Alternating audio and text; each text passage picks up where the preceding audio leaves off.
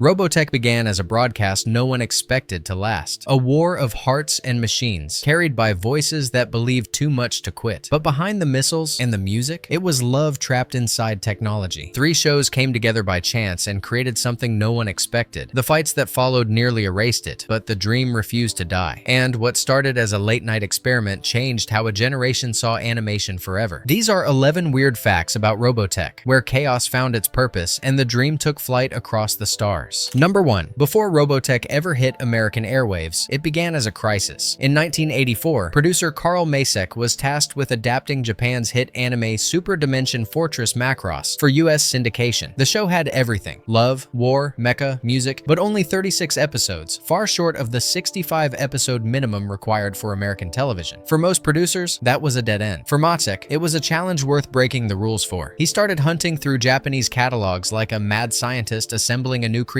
from spare parts. He found Southern Cross, a forgotten space drama about rebellion, and Mospiata, a motorcycle-powered saga of invasion and survival. 3 shows, 3 tones, 3 worlds that didn't belong together. And yet, Macek saw a pattern others missed. Each told the story of humanity rebuilding after disaster. He didn't just edit them together, he rewrote destiny, turning disconnected wars into a single multi-generational epic. When Robotech premiered in 1985, no one had ever seen anything like it. A serialized anime stitched from chaos, unified by emotion. What began as a math problem became a myth. 3 worlds fused by willpower, and from that impossible fusion, a legend was born. Number 2. Before Robotech roared onto American screens, its roots were already intertwined with another mechanical giant, Transformers. The connection wasn't coincidence, it was creation. Both sprang from the imagination of one man, Shoji Kawamori, a young Japanese designer who saw machines not as weapons, but as characters with souls. Kawamori helped craft the transforming VF-1 Valkyrie for Macross, the jet that could unfold, twist, and rise into a humanoid warrior. At the same time, he was sketching designs for Diaclone, a Japanese toy line that would soon evolve into Transformers. His hand shaped both universes, the elegant flight of Veritex and the stoic power of Optimus Prime. When Robotech adapted Macross for Western audiences, that shared DNA pulsed through every battle scene. Kids didn't know it, but the same mind that designed the jet streaking through Robotech's skies had also built the robot they were playing with on their bedroom floors. 2 worlds, 1 creator, and a single vision that transformed metal and motion into mythology. Robotech and Transformers weren't rivals, they were siblings, born from the same spark of imagination that taught a generation to believe machines could dream. Number 3. In the 1980s, most Japanese imports were gutted before they reached American TV. Lasers replaced bullets, death became disappearance, and every hint of romance was scrubbed away. But when Robotech crossed the Pacific, something remarkable happened. It survived mostly intact. Producer Carl Macek fought for the show's integrity. He convinced network executives that American audiences were ready for something smarter, something more emotional. Instead of slicing out the battles, he simply softened the edges, trimming only the most explicit moments. A few blood splatters vanished, a handful of lines were rewritten, and the more risque scenes, like glimpses of teenage girls in showers, were quietly removed. But the heart of the story, the tragedy, the loss, the love, all of it stayed. For a Saturday morning cartoon in 1985, it was a revolution. Kids saw heroes fall, lovers separated, entire worlds burn, emotions that most cartoons never dared to show. Robotech didn't survive censorship by hiding its darkness. It survived by proving that even on children's TV, you could tell the truth about war and still find hope in the wreckage. Number 4. Before Robotech ever hit television, there was another Robotech, one that had nothing to do with anime, heroes, or Veritech fighters. In 1984, DC Comics released Robotech Defenders, a short-lived series inspired not by Macross, but by Revel's model kits, a mix of random Japanese mecha with no shared story or soul. The result was a strange hybrid, part Star Wars, part Transformers, and entirely bewildering. Fans who stumbled upon it were baffled. The title promised high-tech warfare and emotion, but the story was a clunky space opera where giant robots battled across vague galaxies with no heart and no human anchor. The comic lasted only 2 issues before collapsing under its own confusion. Then came 1985. Robotech hit US airwaves with a sweeping saga of love, war, and sacrifice, everything the comic had failed to be. For many fans, it felt like a resurrection, not a debut. But the damage was done. Some thought the TV show was a reboot of the comic. Others assumed it was a tie-in to the toys. It wasn't. It was the real thing. The story with spirit, stakes, and music. Robotech Defenders may have faded into obscurity, but its failure cleared the runway for a version that would soar, one that finally gave the name Robotech something worth defending. ending. Number 5. For decades, Robotech wasn't just fighting aliens, it was fighting lawyers. When Harmony Gold adapted Macross, Southern Cross, and Mospeada into one saga, it created a legal maze that would haunt the franchise for nearly 40 years. The deal that made Robotech possible was struck between Harmony Gold and Tatsunoko Productions, but ownership of the original Macross designs and music belonged to Studio Nue in Japan. When new Macross sequels began airing overseas, Harmony Gold claimed they still held global rights to distribute and merchandise anything bearing the name, even material they never helped create. The result was chaos. Japan could make more Macross, but the rest of the world couldn't see it. Fans begged for official releases, but for 2 decades, nothing moved. Macross Plus, Frontier, and Delta became forbidden treasures. Trapped behind borders by contracts no one dared rewrite. The war between studios outlasted the wars in the show itself. Only in 2021 did the clouds finally part. Harmony Gold and Big West reached a historic agreement, freeing the franchise from its long exile. After 40 years of legal dogfights, Robotech could finally fly again, not just as an anime, but as a victory for everyone who never stopped believing the SDF-1 would return to the stars. Number 6. To millions, Robotech was their first taste of anime magic. But to Shoji Kawamori, the creator of Macross, it was theft. In a 2019 interview, he admitted, "I don't understand, nor do I accept the fact that they took and modified my work without asking." To him, Robotech was a pirated version that distorted what he'd built. A love story turned into war. Still, he couldn't ignore the irony. That same adaptation he disowned had made Macross famous around the world. Children who'd never heard Japanese now knew his ships, his songs, his heart. It was fame without consent, a legacy born from conflict. And though Kawamori never embraced Robotech, its shadow carried his genius farther than he ever imagined. Number 7. By 1988, Harmony Gold was dreaming of something vast, a grand continuation called Robotech 2: The Sentinels. It would reunite Rick Hunter, Lisa Hayes, and the next generation of heroes, bridging the wars that had defined the saga. The vision was cinematic: new fleets, new enemies, and a future built from the ashes of the first series. But this time, the enemy wasn't alien, it was arithmetic. When production began, Japan's yen surged in value, sending animation costs skyrocketing overnight. The budget that once promised a galaxy suddenly couldn't afford a single planet. Overseas pre-sales failed to fill the gap, and toy companies, once eager to fund the next wave of merchandise, backed out as markets shifted. The dream bled money faster than it could be saved. By the time Harmony Gold pulled the plug, only fragments existed, half-finished episodes, storyboards, and ambition trapped in limbo. Those remnants were stitched into a 1988 direct-to-video special, a haunting echo of what the Sentinels might have been. It wasn't a creative failure, it was an economic casualty. The sequel that should have carried Robotech into a new era became its ghost, a fleet forever waiting to launch, engines cold, suspended between nostalgia and the stars. Number 8. For 20 years, fans waited for closure, for the final message from deep space. And in 2006, it finally came. Robotech: The Shadow Chronicles promised to finish what the original series had started. The reunion of Scott Bernard and Admiral Rick Hunter, the legendary pilot lost among the stars. But behind the scenes, the old ghost still lingered. The sequel was born under a tangle of legal restrictions and limited budgets. The animation, though sleek and digital, lacked the soul of its 1980s hand-drawn legacy. And worst of all, Rick Hunter himself couldn't appear. The rights to his likeness and story were locked in the same decades-old legal vault that had kept the franchise grounded. The writers had to write around his absence, turning the hero of a generation into a ghost that no one could reach. Fans showed up with hope, and for a moment, the old magic flickered. The Veritex soared again, the music thundered, and the war for humanity's future raged once more. But when the credits rolled, something was missing. The story hadn't ended, it had simply faded into silence. What was meant to be Robotech's rebirth became its elegy, a message from a universe still trapped between legend and limbo. Number 9. Hollywood has been trying to launch a Robotech movie since 2007, and every attempt crashed on takeoff. The rights bounced from Warner Brothers to Sony Pictures, tangled in legal turbulence between Harmony Gold and Tatsunoko. Names like Tobey Maguire, Leonardo DiCaprio, James Wan, and Andy Muschietti were all attached at some point. Directors came and went, scripts rewrote themselves into oblivion, and fan hopes rose and fell like fighter wings under fire. Nearly 2 decades later, the SDF-1 is still grounded, caught between lawsuits and lost visions. And the dream of watching it rise in live action remains exactly that, a dream still waiting for liftoff. Number 10. In the 1980s, giant robots were everywhere. Metallic titans built for boys, marketed through plastic toys and laser sound effects. But Robotech was different. Beneath its dogfights and explosions, it carried a heartbeat. It told stories of love, loss, and sacrifice, of music that could could end wars and pilots who learned to feel before they fought. And that emotion changed everything. For the first time, girls tuned in as faithfully as boys. Letters poured into Harmony Gold's offices, not from kids demanding more robots, but from teens crying over characters who fell in love or never came home. Merchandisers were stunned. Alongside Veritech fighters, shelves suddenly held Minmay dolls, fashion sets, and romance-themed posters. A balance no other sci-fi show dared to strike. Adults were watching too. They saw something rare in children's animation, a story that treated young viewers like grown-ups, that let war have consequences and love have weight. Surveys even revealed that women made up a slight majority of Robotech's adult audience, a quiet revolution in a genre built on gears and steel. Because Robotech wasn't just about machines, it was about the fragile humans inside them, and the hearts that refused to surrender, even when the world around them burned. Number 11. Before Dragon Ball Z, before Sailor Moon, before anyone in the West even knew the word otaku, there was Robotech. In 1985, American television had never seen anything like it. A cartoon where pilots died, cities fell, and love songs could end wars. Producer Carl Masek didn't just localize Japanese anime. He built a bridge between cultures, blending Macross, Southern Cross, and Mospita into one seamless epic that taught young audiences to follow serialized stories week after week. Kids who'd grown up on He-Man and G.I. Joe suddenly found themselves watching a space opera about heartbreak, betrayal, and redemption. The animation felt exotic, the pacing slower, the emotions deeper. It didn't talk down to them, it asked them to feel. Across classrooms and conventions, something new began: American anime fandom. Robotech became the first gateway for millions who would later devour Akira, Neon Genesis Evangelion, and Naruto. It proved that anime wasn't just strange imports, it was art, and it belonged on American screens. Because Robotech didn't just tell stories of intergalactic harmony, it created it, uniting East and West, dreamers and creators, into one shared universe of imagination. Bonus fact: Robotech didn't just conquer TV, it conquered stereo speakers. When the show debuted in 1985, its sweeping orchestral score and pop-infused themes hit fans like a revelation. The soundtrack album, a rarity for a dubbed cartoon, actually charted in indie record stores and fan conventions across the US. Composer Ulpio Minucci treated the music like an epic film score, blending brass fanfares with haunting love themes that made every battle feel operatic. Fans played it on cassette decks, memorizing melodies as if they were pop hits. The series even earned recognition from the Academy of Science Fiction, Fantasy, and Horror Films for its pioneering approach to storytelling and sound. It wasn't just another cartoon soundtrack. It was proof that Robotech didn't play to sell toys. It played to move hearts. And in the 80s, that made it louder than any rock band on Earth. Robotech began as a patchwork, 3 anime stitched into one impossible dream. It survived lawsuits, budget collapses, and decades of limbo, held together only by faith and fandom. It taught a generation that animation could be epic, that love, loss, and war could coexist inside a Saturday morning show. It blurred borders, rewrote rules, and made the impossible feel human. For some, it was their first anime. For others, their first heartbreak. But for everyone who ever heard that theme rise over the stars, it was unforgettable. If this story still echoes in your memory, drop a comment. Tell us what legendary world we should defend next. Because Robotech didn't just tell a story about saving the universe. It became one, a rebellion built from ink, steel, and sound. And even now, long after the final broadcast faded, the SDF-1 still flies. In memory, in music, and in every heart that ever dreamed of the stars.